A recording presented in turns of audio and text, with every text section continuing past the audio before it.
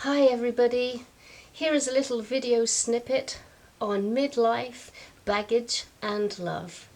A little glimpse into what it could be like entering a relationship later on in life when you got a little bit of baggage in your knapsack. So maybe I'll just go first a little bit. Yeah, go for it.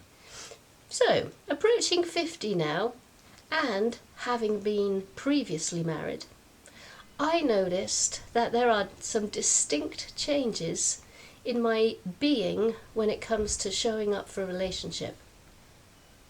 So there is this great myth that you can't really get away with anything when you're dating an older woman. I would just like to clarify that is quite true. I noticed that in this relationship with Pete, I wanted to nip things in the bud really quickly. For instance, let's just say Petey was in a little bit of a grumpy mood. I would immediately say, that is not okay. You cannot talk to me in that way. That is not okay. You cannot do this sort of freezing cold retreat when I'm around. And that is not okay. You can't lie to me. And that was a little bit interesting to notice, that I was quite certain how certain things were not welcomed into the relationship. That's my first two penneth. That certainty is a kind of interesting recurring theme. Like so many times one or other of us are certain that this is the way it is, that this is the truth of how it is, and really stand and argue for that point of view, which is exactly what it is. It's not truth, it's a point of view.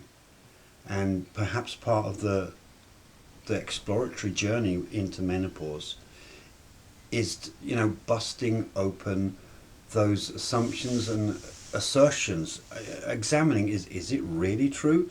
Is this something that's an old wives' tale? Is it something that's in any way backed up by the extensive library of books Anaiya has got on the subject?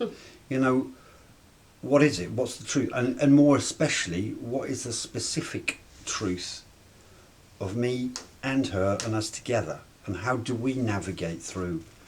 It's not just Anaiya's menopause, it's our menopause, even though physically it's happening to her. It's kind of like, well, what? Because there isn't much information anywhere. So, yeah, I'd like to be supportive. What does that mean? How is supportive specifically for Anaiya? Another thing I noticed that started to creep in really strongly is this sense of mortality, this deep acceptance now in the body, in the mind, that one day I, Pete, and us will die. We're going to reach this inevitable ending. And that is actually a rather bittersweet sensation. We were watching a video the other day, Grief Walker, highly, highly recommended.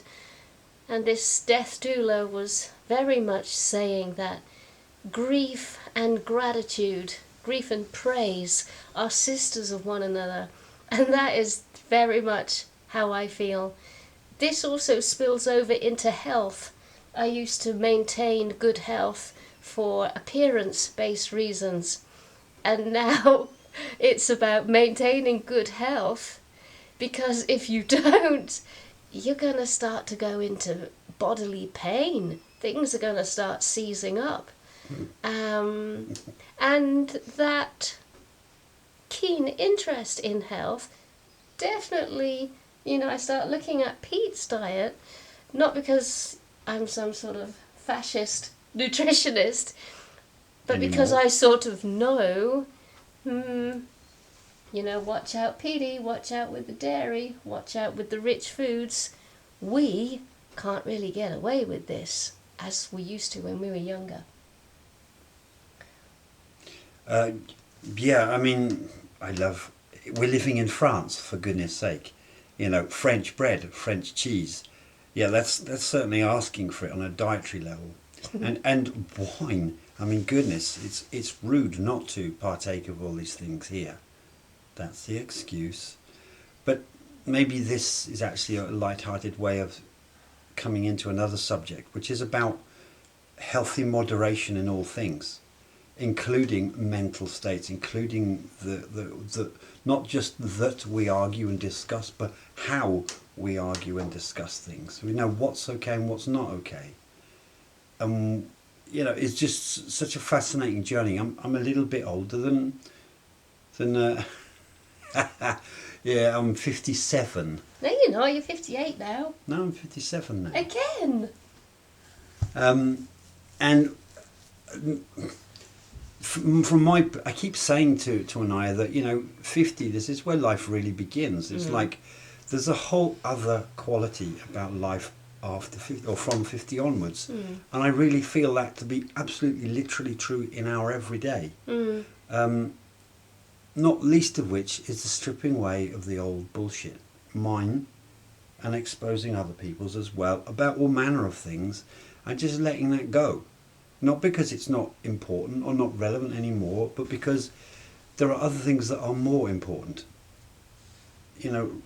Rather than having, at the end of the day, a massive achievement list of things done, the sense of achievement is, at the end of the day, feeling like I sat and watched the garden grow, literally, sitting in the garden, just looking at nature blowing in the wind. That is like a major achievement. And that's the kind of qualitative change, I think, that comes in with, I was going to say advanced years, makes me sound like a right old doddery bastard, but you know what I mean. Yeah, no, there's definitely this breeze up ahead that is a person's 50s, and it does feel very mellow, it feels very gentle, it's a deepening. You deepen into life, you notice the small things, you're grateful for the small things. The goals and achievements you might have been racing for in your 30s and 40s really are not important in this stage. I'm really looking forward to it. Yeah. Interesting analogy. You've got this thing, I don't know if you saw the earlier video about baggage and how much we've got from previous life and An extension of that is a thought of the chakra system, and getting a little bit older is like going up into the attic at home, and all the stuff you've got stored up there that's just like, it's just old memories. It doesn't serve anything other than gathering dust, and it's kind of like not necessarily positive memories, they're just things. And it's like the release of getting rid of this old stuff, the old attitudes of a man towards a woman, the old attitudes towards sexuality, mine and hers and ours, the letting go of so much crap, including in one box in this attic is a box labelled, handwritten, Menopause, her stuff. And that's an attitude that really has to change. Because just before we press play, I was talking about, there's an attitude even amongst the guys that are interested in their partner's menopausal experience. It's like, it's not just happening to her, it's happening to us both. And to stop having that assumption of, well, it's for her to sort out, and I can sit happily like a therapist and listen and give advice. That's shite, because I don't know any better. I've not got menopause, maybe I've got andropause. But rather than this hard-nosed kind of, it's more like, how exciting. This could be interesting. What a wonderful thing for us to both go through in our latter years. There's also, what's so lovely is this beautiful ability to laugh at the maturation process. My parents are here for a month, and they are forever laughing about things falling off and not working anymore. And they are enjoying, they're in their 70s, so they're having fun with this maturing process, you know, as they go into the winter years. We're in our autumn, and we too, you know, She too. we too could have a little giggle. And you just don't take seriously the things you really did when you were much younger. Appearance, achievement, success. It's wonderful to have that period. I'm not knocking that. It's a great moment when you're really going for a goal and you achieve it. But really, it's actually a little bit more beautiful to feel it just not matter anymore. And what matters, you know, as people said, watching the garden grow. Yeah.